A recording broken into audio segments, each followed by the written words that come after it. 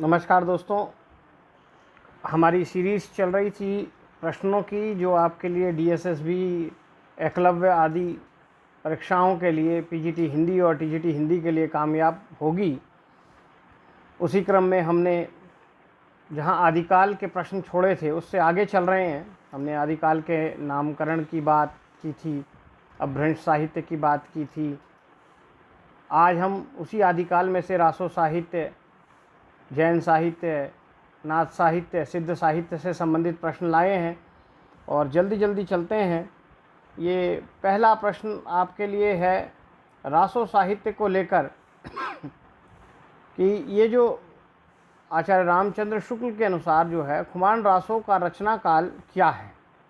तो इसका रचना काल क्या है? 9वीं शताब्दी है। 115वें प्रश्न की ओर चलें तो राजस्थान के वृत्त संग्राहकों के अनुसार खुमान रासो का समय क्या है? रामचंद्र शुक्ल के अनुसार अलग था और उनके हिसाब से कुछ अलग है, वो है 17वीं शताब्दी। ठीक है। नेक्स्ट, खुमान रासो को राजस्थान के वृत्त संग्रह के 17वीं शताब्दी की रचनाकार मानते हैं। उसका कारण क्या है? जबकि रामचंद्र शुक्ल तो बिल्कुल अलग आप देख रहे हैं, 9वीं शताब्दी मानते हैं। ये राजस्थान के जो वृत्त संग्रह करने वाले हैं उन्होंने 17वीं शताब्दी क्यों माना है? तो उसका कारण क्या है? तो इसका कारण आपके सामने है कि क्या इसमें 9वीं शती के चित्तौड़ नरेश खुमान के रासों का चित्रण है इसलिए, या इसमें 17वीं शताब्दी के चित्तौड़ नरेश राज सिंह तक के राजाओं का वर्णन है इसलिए, या 10वीं शताब्दी के चित्तौड़ राजाओं के युद्धों का वर्णन है इसलिए, या 9वीं शती के चित्तौड़ राजाओं के विवाह एवं युद्धों का वर्णन है। यानी खुमान रासो पढ़े बिना इसका आपको आंसर नहीं मिल सकता। लेकिन इसका सही आंसर क्या है उसको पढ़ने पता लगेगा कि इसमें 17वीं शताब्दी के चित्तौड़ नरेश राज सिंह तक के राजाओं का वर्णन इसमें मिलता है, जो इसका प्रमाण है कि जो है ये 17वीं शताब्दी की रचना होगी। 117वां नंबर देखिए, खुमान रासो का ये किसके रचयिता कौन है? ये तो सब बच्चे जानते होंगे किसके रचयिता कौन है, दलपत विजय। आइए नेक्स्ट क्वेश्चन की ओर चलते हैं। 118 नंबर प्रश्न आपके पास है, और नरपति नाल ने किस रासो ग्रंथ की रचना की है? तो ये भी रासो के रचनाकारों के नाम आपने रटे होंगे। तो नरपति नाल की रचना कौन सी है, किसने लिखी है? बीसल देव रासो द्वारा जो रचना है वो नरपति नाल द्वारा लिखी गई है। 119वें प्रश्न की ओर चलते हैं। तो कौन सा विकल्प असंगत है? ये एक प्रकार का मिलान वाला ही प्रश्न होता है। तो आप देखेंगे हमीर रासो सारंगधर ने लिखा है, और अभी हमने जस्ट पढ़ा है कि खुमान रासो वो तो जगनिक का नहीं है। तो हमारा आंसर क्या होगा कि जो गलत विकल्प कौन सा हुआ, ये यही हुआ, खुमान रासो वाला। नेक्स्ट प्रश्न की ओर चलते हैं। तो खुमान रासो किस प्रकार का ग्रंथ है? किस प्रकार का ग्रंथ है मतलब उसमें किस प्रकार की चर्चा है? वो इतिहास ग्रंथ है, पद्य है, गद्य है या कोश है? जब हम देख रहे हैं राजाओं का पूरा इतिहास उसमें वर्णित है तो मुझे तो इतिहास ग्रंथ लगता है, लेकिन हम तो इसे काव्य के रूप में पढ़ते हैं। तो इसका सही आंसर क्या होगा? यस, ये एक पद्य है। 121वें प्रश्न की ओर चलें। तो बीसल देव रासो काव्य के कथानक का आधार क्या है? क्या राजा भोज परमार की पुत्री राजमती और अजमेर के चौहान राजा बीसल देव तृतीय के विवाह, वियोग और पुनर्मिलन की कथा है इसमें, या आला उदल नामक 2 वीर सरदारों की वीरता का वर्णन है इसमें, या चित्तौड़ नरेश खुमान के वीरतापूर्ण युद्धों का विवाह का वर्णन है, या उपर्युक्त में से कोई नहीं? तो आप देखते हैं सी आंसर क्यों नहीं है, क्योंकि खुमान के युद्धों का वर्णन खुमान रासो में है। आला उदल वीर सरदारों की वीरता का वर्णन आला अखंड यानी जगनिक के परमाल रासो में है। तो हमारा आंसर क्या होगा? तो हमारा आंसर बड़ा सीधा सा है। हमारा आंसर है सीधा, राजा भोज की जो पुत्री है राजमती और अजमेर के जो चौहान हैं बीसल देव, उनकी विवाह की, वियोग की और फिर पुनर्मिलन की कथा का वर्णन उसमें मिलता है। 122वें प्रश्न की ओर चलते हैं। तो निम्नलिखित रास काव्यों में से मूलतः गे रासो काव्य कौन सा है जो गाया जाने योग्य है? तो इसका आंसर है बीसल देव रासो, वो एक विरह का काव्य है। 123वां देखिए, परमाल रासो जो जगनिक का है ओह, मैंने तो खुद ही उत्तर बता दिया किसका है, जगनिक का है। तो ये लीजिए जगनिक का है। और 124वें प्रश्न की ओर चलते हैं। जो जगनिक हैं, किसके दरबार के कवि हैं जगनिक? तो आला उदल कहाँ के थे, उससे आपको पता लगना चाहिए। वो महोबा के थे, तो आंसर है महोबा के राजा परमिर देव के हैं। उसी से ही परमाल रासो नाम पड़ा है। 125वें प्रश्न की ओर चलें तो आप देखें किस रासो काव्य में आल्हा और उदल के वीरत्व की चर्चा है। तो अभी मैंने बताया आलाखंड के नाम से परमाल रासो जाना जाता है। 126वें प्रश्न की ओर चलें। ये पंक्ति 12 बरस लो कुकर जीवे अरु 13 लो जीवे सयार बरस 18 छत्री जीवे आगे जीवन को धिक्कार। ये क्षत्रिय धर्म की परिभाषा किस में दी गई है? तो ये दी गई है परमाल रासों में, जिसके रचनाकार कौन है? जगनिक। तो इसका आंसर हमारे पास क्या आएगा? जगनिक। इसका सही आंसर क्या है? जगनिक। 127वें प्रश्न की ओर चलें तो देखें आचार्य रामचंद्र शुक्ल ने किस कवि को हिंदी का प्रथम महाकवि घोषित किया है। उसमें चंद्रवरदाई हैं, स्वयंभू हैं, नरपतिनाल हैं और तुलसीदास हैं। तुलसीदास तो भक्तिकाल में आते हैं, तो क्या तुलसीदास भी हो सकते हैं रामचंद्र शुक्ल की दृष्टि में? ये भी देखने का है। तो सही आंसर क्या है? चंद्रवरदाई। चंद्रवरदाई को उन्होंने पहला कवि घोषित किया है। पृथ्वीराज रासो को हिंदी का प्रथम महाकाव्य किस विद्वान ने माना है? तो उसका आंसर भी क्या है? रामचंद्र शुक्ल। पृथ्वीराज रासो के नागरी प्रचारणी सभा वहीं से ही छपा है। उसमें कितने खंड हैं और छंद कितने हैं? इस तरह के प्रश्न नेट के पेपर में काफ़ी आते हैं। तो एक तो ध्यान रखें 69 समय हैं उसमें और 16,306 छंद हैं उसमें। तो ये संख्या बड़े आराम से आपको याद रखनी होगी। और पृथ्वीराज रासो के कई खंड मिलते हैं अलग अलग, एक वृत्त आकार का, एक मध्यम आकार का और एक लघु आकार का। तो यहाँ ये प्रश्न जो दिया गया है 130 नंबर प्रश्न, पृथ्वीराज रासो के तीसरे जो लघु संस्करण है उसमें कितने छंद हैं? तो लघु संस्करण में है 3500 छंद। रामचंद्र शुक्ल ने अपभ्रंश एवं हिंदी के जिन 12 ग्रंथों के आधार पर आरंभिक युग का नामकरण वीरगाथा काल दिया। एक प्रश्न ये भी आ जाता है कि रामचंद्र शुक्ल ने आदिकाल को वीरगाथा काल जिन ग्रंथों के आधार पर कहा उनकी संख्या कितनी है? तो उत्तर आएगा क्या? 12। प्रश्न यहाँ है कि जिन आधार पर दिया है उनका सही क्रम क्या है? वो रचनाएं 12 कौन कौन सी हैं? अपभ्रंश की कितनी है, हिंदी की कितनी है? तो आंसर क्या है? उसमें 4 अपभ्रंश की रचनाएं हैं और 8 हिंदी की रचनाएं हैं। 132वें प्रश्न की ओर चले। पृथ्वीराज रासो जो है चंद्रवरदाई का, उसमें सर्गों को क्या नाम दिया गया है? सर्ग को खंड भी कह देते हैं, समय भी कह देते हैं, अंक भी कह देते हैं, सर्ग भी कह देते हैं। तो क्या नाम दिया गया है पृथ्वीराज रासो के अंतर्गत सर्गों को क्या नाम दिया गया है? तो उसमें नाम दिया गया है समय। इस चीज़ को विशेष रूप से ध्यान रखना है। रीतिकाल में जाएंगे तो वहाँ पर विलास शब्द कई बार मिलता है। आइए 133वां प्रश्न देखिए। खुमान रासो की भाषा क्या है? खुमान रासो, वैसे तो सारे रासों की भाषा होनी चाहिए अपभ्रंश, लेकिन अपभ्रंश खाली अपभ्रंश नहीं है, उसमें राजस्थानी भी मिश्रित है कई बार। तो इसका सही आंसर क्या है? ये राजस्थानी भाषा है इसकी। 134वें प्रश्न की ओर चलें तो निम्नलिखित में से आदिकालीन साहित्य की प्रवृत्ति कौन सी नहीं है? क्या आदिकाल में भक्ति मिलती थी, राष्ट्रीय चेतना मिलती थी, श्रृंगार मिलता था या प्रकृति? कौन सी नहीं मिलती थी? तो एक चीज़ ऐसी होगी जो नहीं मिलती। अगर आपने आदिकाल का पूरा परिवेश समझ लिया है, परिस्थितियां समझ ली हैं, तो आप देखेंगे वहाँ राष्ट्रीय चेतना नाम की कोई चीज़ नहीं है। भक्ति तो थी, प्रकृति की भी चर्चा, श्रृंगार की भी चर्चा है।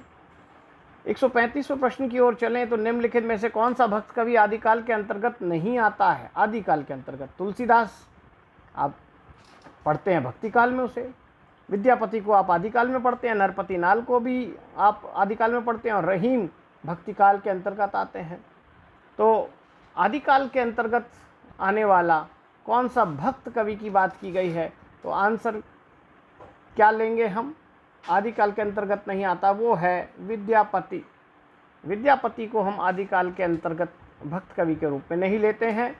वैसे आदिकाल के अंतर्गत दिखाई देते हैं, लेकिन आदिकाल के अंतर्गत भक्त कवि के रूप में हम इसे नहीं स्वीकारेंगे। 136वें प्रश्न की ओर चलते हैं। पृथ्वीराज रासो महाकाव्य के किस श्रेणी में आता है? विकासशील महाकाव्य है, श्लिष्ट महाकाव्य है, कलात्मक महाकाव्य है या रीतिबद्ध महाकाव्य है? तो पहली बार लिखा गया काव्य है तो ये है सही आंसर इसका, कलात्मक महाकाव्य। हिंदी का पहला महाकाव्य भी मान लिया जाता है। 137वां प्रश्न देखें, किस रासो साहित्य की प्रामाणिकता संदिग्ध है? तो मैंने कहा अभी तीन रचनाएं मिलती हैं पृथ्वीराज रासो को लेकर, उसके आकार को लेकर, तो इसका आंसर अपने आप में सही है क्या? पृथ्वीराज रासो। और पृथ्वीराज रासो को किस विद्वान ने सर्वप्रथम अप्रमाणिक घोषित कर दिया कि रचना ही अप्रमाणिक है? तो कोई ना कोई इतिहास के आधार पर इसको चैलेंज करने वाला व्यक्ति है। अगर आपको नाम याद हो तो वो है डॉक्टर बूलर। इसलिए पृथ्वीराज रासो को कुछ प्रमाणिक मानते हैं, कुछ लोग अर्ध प्रमाणिक मानते हैं और कुछ लोग अप्रमाणिक मानते हैं। उसमें डॉक्टर बूलर का नाम सबसे पहले है। पृथ्वीराज, और ये किसने प्रमाणिक माना, किसने अर्ध प्रमाणिक माना, किसने अप्रमाणिक माना, ये सारे इस तरह के डिटेल्ड प्रश्न जितने भी हैं वो आप हमारे फेसबुक ग्रुप से जुड़कर आप पूरे इतिहास की क्लासों को आप लाइव रिकॉर्डिंग ले सकते हैं। आपके पास जो नंबर है उसी पर आप संपर्क करके जुड़ सकते हैं। और ये अगर आपके प्रश्न आपके लिए लाभ देने वाले हैं तो आप ज़रूर इस YouTube पर अपने आप को सब्सक्राइब कर लीजिए और अपने दोस्तों को भी इसका लाभ उठवाइए। 139 नंबर प्रश्न देखेंगे तो पृथ्वीराज रासो का अंगी रस वीर रस है, इसका सहयोगी रस क्या है? विभत्स, करुण, श्रृंगार या वात्सल्य? तो आप देखेंगे पृथ्वीराज रासो में श्रृंगार की भी चर्चा है, तो इसका आंसर क्या हुआ? श्रृंगार रस। नेक्स्ट क्वेश्चन है 140 नंबर वाला प्रश्न देखें, परमाल रासो का अंगी रस क्या है? और अंगी रस 3 होते हैं, श्रृंगार, वीर या शांत में से एक होता है। तो इसमें अगर आंसर पहला हास्य दे रखा है तो हास्य कभी भी आंसर इसमें से नहीं होगा। तो परमाल रासो में आला उदल की वीरता का वर्णन है, तो उसका अंगी रस क्या है? वीर रस है। अंगी रस होता क्या है, ये सब चर्चा आप उसी वीडियो में आपको वहाँ मिल सकती है। डॉक्टर बूलर ने किस ग्रंथ के आधार पर पृथ्वीराज रासो की अप्रमाणिकता घोषित की है, ये आप बताएं। तो उन्होंने किस रचना को प्रमाणिक माना है पृथ्वीराज रासो के कॉन्टेक्स्ट में? तो वो है पृथ्वीराज विजय, जो जयानक नामक कवि की मानी जाती है, और इसी को ऑथेंटिक माना है बूलर ने, यही प्रमाणिक मानी है। पृथ्वीराज रासो को अप्रमाणिक माना है। तो पृथ्वीराज रासो की प्रमाणिकता, अप्रमाणिकता, अर्ध प्रमाणिकता, और मैंने कहा जितने भी आदिकाल के प्रश्न हैं, अगर आपको पूरा हिंदी साहित्य का इतिहास समझना है, भाषा विज्ञान समझना है, भारतीय काव्यशास्त्र समझना है, पाश्चात्य काव्यशास्त्र समझना है, अभिव्यक्ति के माध्यम समझना है, व्याकरण समझना है, ये सभी की लाइव वीडियो रिकॉर्डिंग क्लासेस आपको फेसबुक पर अवेलेबल हो जाती हैं। आप फ़ोन से संपर्क करके लाभ उठा सकते हैं। फ़ोन नंबर आपके पास दिया हुआ है 9999496155। चलिए 142वें नंबर प्रश्न की ओर चलते हैं। किस विद्वान ने पृथ्वीराज रासो को प्रबंध काव्य नहीं माना है? पृथ्वीराज रासो तो प्रबंध काव्य है, क्योंकि वो महाकाव्य मान रहे हैं बल्कि। तो कौन है जो इसे नहीं मान रहा है? तो जिसने विरोध किया वो है डॉक्टर बूलर। कैमासवध पृथ्वीराज रासो का एक हिस्सा है। वही क्वेश्चन आया है कि कैमासवध किस रचना का प्रसंग है, तो है पृथ्वीराज रासो। नेट के अंदर ये लगा भी था कैमासवध। अब कैमासवध हट गया है, रेवा तट लग गया है। अगर आपसे पूछे रेवा तट किस ग्रंथ का प्रसंग है, तो भी वो पृथ्वीराज रासो है। 144 नंबर वाला प्रश्न देखें, वीर गाथाओं के संबंध में सर्वप्रथम किस कवि का नाम आता है? वीर गाथाओं के संबंध में जलहण हैं, जो बेसिकली चंद्रवरदाई के पुत्र हैं, जगनिक हैं, चंद्रवरदाई हैं, और नरपति नाला हैं। किसको हम पहला कवि के रूप में मानते हैं? वो है चंद्रवरदाई। रामचंद्र शुक्ल ने भी पहला इसी को माना है। नेक्स्ट क्वेश्चन की ओर चलें। 145 नंबर प्रश्न देखें, पृथ्वीराज रासो से रिलेटेड है कि पृथ्वीराज रासो एक अप्रमाणिक रचना है। बूलर ने जैसे अप्रमाणिक माना है उसके पीछे ऐसा क्या कारण है? क्या उसमें उल्लिखित घटनाएं और नाम इतिहास से मेल नहीं खाते हैं? पृथ्वीराज या पृथ्वीराज के हाथों गौरी की मृत्यु की सूचना इतिहास सम्मत नहीं है, या रासों की तिथियों से इतिहास की तिथियों में 90 से 100 वर्षों का अंतर है, या ये सारी बातें ऐसी हैं जो उसको अप्रमाणिक ठहराती हैं। तो आंसर क्या है? ये सभी बातें ऐसी हैं जो इसको अप्रमाणिक ठहराती हैं। ठीक है, गौरी के हाथों मृत्यु की बात गलत है, बल्कि गौरी ने ही पृथ्वीराज रासो को मारा था, ऐसी चर्चा कुछ लोग करते हैं।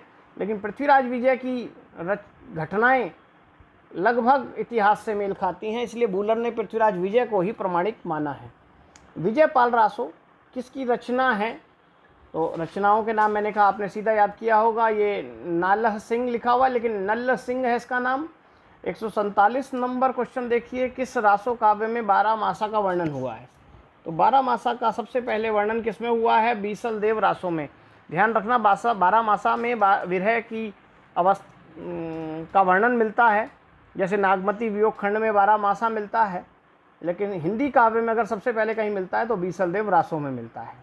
148 नंबर प्रश्न देखें, पृथ्वीराज रासो को सुख सुखी संवाद के रूप में रचित मानने वाले विद्वान कौन हैं? क्योंकि सुख सुखी संवाद के रूप में लिखा गया है। जैसे विद्यापति ने जो अपनी एक रचना लिखी है प्रशस्ति में, वो भृंग भृंगी संवाद में लिखी है, अपने राजा को लेकर कीर्तिलता। वैसे ही पृथ्वीराज रासो सुख सुखी संवाद में लिखी है। इस बात को कौन मानता है? तो इसको बात मानने वाले कौन है? हजारी प्रसाद द्विवेदी। नेक्स्ट क्वेश्चन की ओर चलें। 149वां प्रश्न आपके पास है, बीसल देव रासो का काव्य रूप क्या है? विरह काव्य है बेसिकली, प्रबंध काव्य भी है, ये भी हम मालूम है, लेकिन क्या कुछ और रूप उसका है जो डिसाइड होता है? तो बीसल देव रासो वास्तव में एक प्रकार का क्या है? ये एक मुक्तक काव्य है, ये एक प्रबंध काव्य नहीं है। और 150 नंबर प्रश्न की ओर चलें। पद्मावती समय किस ग्रंथ का अंश है? पद्मावती समय। अब पद्मावती समय को ध्यान में रखते हुए लगता है कि पद्मावत की कोई रचना होगी, लेकिन ये किसका है? ये पृथ्वीराज रासो का हिस्सा है। पृथ्वीराज रासो में पृथ्वीराज चौहान और पद्मावती की चर्चा है। 151वां प्रश्न देखिए, आचार्य रामचंद्र शुक्ल रासो शब्द की उत्पत्ति किससे मानते हैं? सबने अलग अलग मानी है, लेकिन रामचंद्र शुक्ल ने किससे मानी है? रसायन से मानी है। नेक्स्ट क्वेश्चन, चंद्रबरदाई किसके दरबारी कवि थे? तो चंद्रबरदाई पृथ्वीराज चौहान के लिए लिख रहे हैं, तो इसमें कोई दो राय नहीं कि इसका आंसर क्या होना चाहिए? पृथ्वीराज चौहान होना चाहिए। जयचंद प्रकाश की रचना किसने की है? इतिहास में जयचंद को गद्दार के रूप में जाना जाता है, लेकिन फिर भी ऐसे गद्दार राजाओं की, उनके आश्रय में पलने वाले कवियों ने रचनाएं लिखी हैं। तो कौन है जो लिख रहा है जयचंद प्रकाश नाम की रचना? तो वो है भट्ट केदार। और वहीं जयचंद को लेकर जय मयंक जस चंद्रिका भी लिखी गई है, वो किसकी है? वो है मधुकर की। पेपर में ये दोनों नाम मिलते जुलते हैं, इसलिए इनको अलग से याद रख लीजिए कौन सी रचना किसकी है। उसके बाद देखिए, श्रीधर ने जो रचना लिखी है उसकी रचना कौन सी है? तो श्रीधर की रचना है रणमल छंद। अब पंक्ति भी आ जाती है कई बार। अब हमें रचनाओं के नाम याद नहीं होते तो पंक्तियां कहाँ से याद होंगी? तो कुछ तरीके से इनको याद रखना चाहिए। देखिए, पंक्ति लिखी है, 12 से बहोतरहा मझारी, जेठ वदी नवमी बुधवारी, नालह रसायन आरंभई, शारदा तुठी ब्रह्म कुमारी। अब यह नालह है, नालह यानी नरपति नालह जो रचनाकार हैं, बस इसी से समझ लीजिए कि ये उसी ही रचना की पंक्ति है। नरपति नालह ने कौन सी रचना लिखी है? तो वो लिखी है बीसल देव रासो। ये आंसर मिल गया, बस अब क्या मुश्किल है। नेक्स्ट क्वेश्चन की ओर चलते हैं। पृथ्वीराज रासो काव्य ग्रंथ को किसने पूरा किया? पृथ्वीराज रासो तो चंद्रबरदाई ने लिखा, लेकिन वो पूरा किया किसने? जल्लहण ने। और चंद्रबरदाई के यहाँ वो पंक्ति भी मिलती है, पुस्तक जल्लण हथ दई, चलियो नृप को काज। नेक्स्ट क्वेश्चन 158वां देखिए, पृथ्वीराज विजय की रचना किसने की? अभी मैंने पीछे मेरे मुंह से नाम भी निकला था, जयानक कवि बूलर ने इसी रचना और इसी कवि के आधार पर पृथ्वीराज रासो को एक अप्रमाणिक रचना मान लिया है। नेक्स्ट 159वां प्रश्न देखिए, पृथ्वीराज रासो को किन विद्वानों ने प्रमाणिक माना है? तो आपके पास पूरी एक लिस्ट है। तो अब बूलर का नाम जहाँ है यानी वो तो अप्रमाणिक मानते हैं, यानी पहला आंसर तो गलत हो जाएगा। ऐसे ही आपने और आंसरों की ओर चलना है। तो का सही आंसर क्या है जिन्होंने प्रमाणिक माना है? उसमें मोहनलाल, विष्णुलाल पंड्या, मिश्र बंधु और श्याम सुंदर दास हैं। रामचंद्र शुक्ल पृथ्वीराज रासो को पहली रचना मानते हैं लेकिन प्रमाणिक नहीं मानते हैं, ध्यान रखना। और निम्नलिखित में से पृथ्वीराज रासो को प्रमाणिक किसने माना है? तो 4 आंसर हैं, तो आप फिर देखिए श्याम सुंदर दास का नाम उसमें है तो आप उसको टिक कर दीजिए, श्याम सुंदर दास। ऐसे अलग एक नाम भी आ सकता है। आइए 161वां प्रश्न देखते हैं। पृथ्वीराज रासो के 30,000 छंदों का अंग्रेजी में अनुवाद किसने किया? इस रचना का अनुवाद भी हुआ है और वो किसने किया है? वो किया है कर्नल टाड ने। ठीक है, तो ये हमारे रासो संबंधी प्रश्न थे। अब आप देखें, हम बात करने जा रहे हैं अपभ्रंश साहित्य से जुड़े हुए प्रश्न, क्योंकि आदिकाल का साहित्य अपभ्रंश का साहित्य है। तो पहला प्रश्न ये है, निम्नलिखित में से इस बीच में अभी किसी ने भी जो ये देख रहे हैं और अच्छा लग रहा है आपको वीडियो, तो आप लोगों ने अपने लिए तो सब्सक्राइब किया ही होगा, अपने दोस्तों को भी ये लिंक फॉरवर्ड करके उसको लाभ पहुंचा सकते हैं और बेल को भी दबा दीजिए जिससे नई वीडियोस भी आपके पास समय से आते रहें। और भी वीडियो मैंने उसमें डाले हैं, आप उसकी प्लेलिस्ट से जाकर उसका लाभ ले सकते हैं। चलिए अपभ्रंश साहित्य का 162वां नंबर प्रश्न देखें। निम्नलिखित में से किस आलोचक के अनुसार हिंदी साहित्य के इतिहास में अपभ्रंश साहित्य को नहीं सम्मिलित किया गया है, नहीं किया जाना चाहिए? कौन ऐसा मानता है कि हिंदी साहित्य में अपभ्रंश साहित्य को नहीं लेना चाहिए, क्योंकि अपभ्रंश साहित्य बिल्कुल अलग है, हिंदी का साहित्य अलग है। इस तरह की पैरवी करता हुआ कौन दिखता है? तो वो हैं रामविलास शर्मा। भाषा के बड़े वैज्ञानिक भी हैं और उनकी दृष्टि में अलग करना चाहिए, इससे अलग। 163वां नंबर प्रश्न देखें तो अपभ्रंश साहित्य का सबसे विशेष छंद कौन सा है? दोहा, ये अलिल्ल लिखा है, अरिल्ल है बेसिकली, ये र है यहाँ पर, और पद्धड़िया या छप्पे। तो आंसर क्या है इसका? दोहा। सही आंसर है क्या? दोहा। नेक्स्ट क्वेश्चन 164वां देखिए। अपभ्रंश को अब कोई पुरानी हिंदी नहीं कहता, किस आलोचक का कथन है? अब पुरानी हिंदी तो चंद्रधर शर्मा गुलेरी ने कहा, लेकिन ये कौन कह रहा है कि अब उसे कोई पुरानी हिंदी नहीं कहता? तो वो हैं हजारी प्रसाद द्विवेदी। और अगर कोई कहता है पुरानी हिंदी किसने कहा, तो आंसर देंगे आप चंद्रधर शर्मा गुलेरी। इसलिए क्वेश्चन ठीक से पढ़िएगा कि क्या पूछा जा रहा है। 165वें प्रश्न में है कि गाहा या गाथा का संबंध जिस प्रकार प्राकृत भाषा से है, उसी प्रकार दूहा या दोहा का संबंध किस भाषा से माना गया है? तो आंसर क्या है? वो है अपभ्रंश। और पौंचर्यु अपभ्रंश की एक रचना है, बड़ी फेमस है। किसकी रचना है? तो आंसर क्या है? स्वयंभू। पौंचर्यु उन्होंने लिखा है, और पौंचर्यु क्या है? एक राम की कथा है।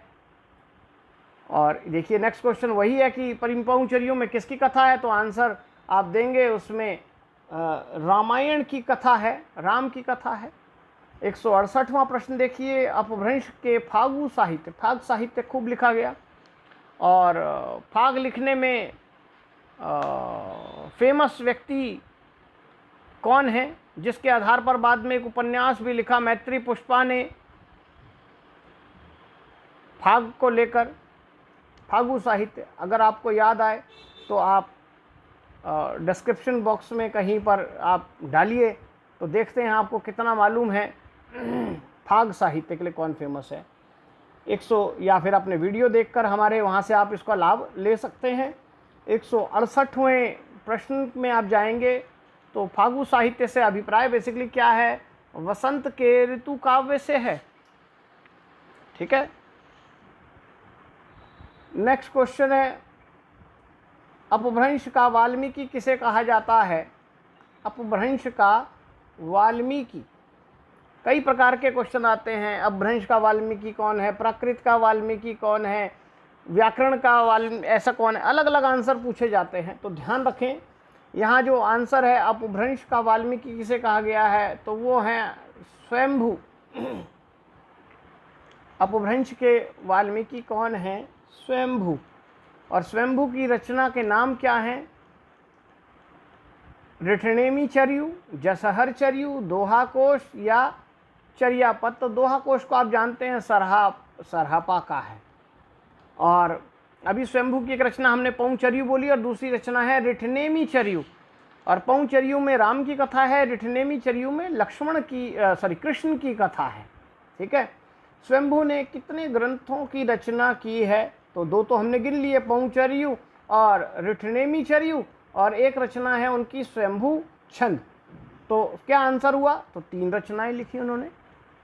अब देखिए नीचे नेक्स्ट क्वेश्चन स्वयंभू छंद को लेकर ही है कि स्वयंभू छंद के रचयिता कौन है? तो आंसर क्या है? स्वयंभू है। नेक्स्ट क्वेश्चन है 173 नंबर की, पहले जैसे गाथा या गाहा कहने से प्राकृत का बोध होता था, वैसे ही पीछे दूहा और दूहा कहने से अपभ्रंश या लोक प्रचलित काव्य भाषा का बोध होने लगा। ठीक है, अभी हमने इससे पूछा था रिलेटेड, वैसा ही सेम प्रश्न है, मगर ये कथन है किसका? कौन ऐसा मान रहा है? तो वो मान रहे हैं रामचंद्र शुक्ल। नेक्स्ट क्वेश्चन है स्वयंभू को अपभ्रंश के जैन कवियों में सर्वाधिक प्रसिद्ध कवि माना जाता है। इनके उपरांत अपभ्रंश के दूसरे उल्लेखनीय कवि कौन है? तो दूसरे उल्लेखनीय कवि का नाम बताना है, तो वो हैं पुष्पदंत। क्या आंसर लगाएंगे आप? पुष्पदंत। नेक्स्ट क्वेश्चन है